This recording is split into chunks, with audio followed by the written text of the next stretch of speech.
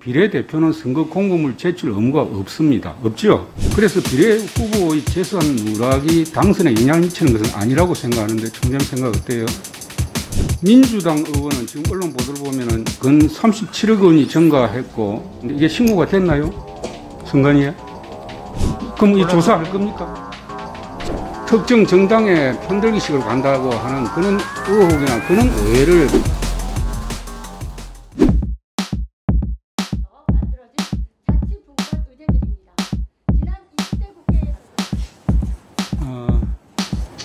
해난사항에 대한 질의를 하나 하겠습니다. 선관위 사무총장님, 조수진 의원 건과 관련해가지고 최근에 선관위 태도를 보면은 굉장히 여러 가지 좀 문제가 있다 하는 생각을 하고 있습니다.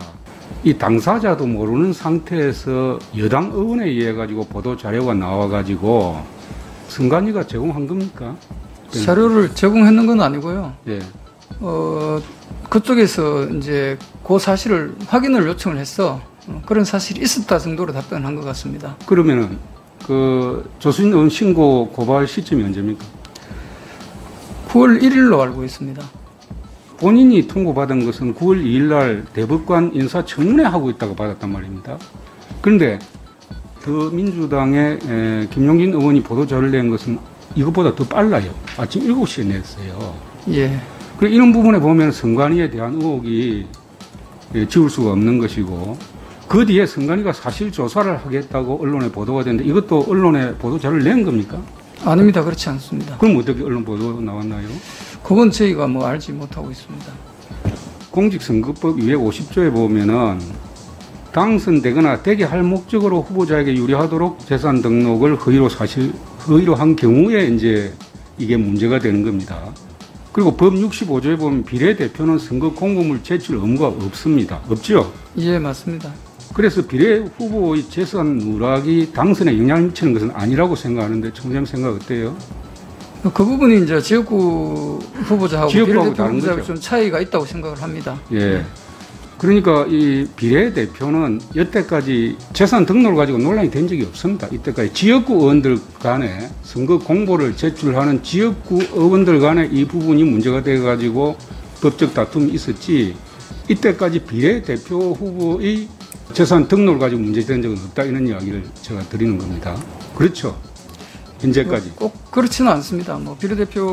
비례대표의 재산 등록 문제가 당선에 영향을 미친 적이 있나요? 그런 사례도 있기는 합니다. 예. 어떤 경우가? 제가 그 내용을 직접적으로 말씀드리긴 좀 그런데 그건 따로 자, 그러면 말씀을 드리겠습니다. 민주당 의원은 지금 언론 보도를 보면은 지역구를 포함해가지고 50명 많게는 근 37억 원이 증가했고 보도가 되고 있는데 이게 신고가 됐나요? 선관위에? 예, 일부 신고된 몇 사람 부분이 됐나요? 있습니다. 예. 몇 사람 됐어요?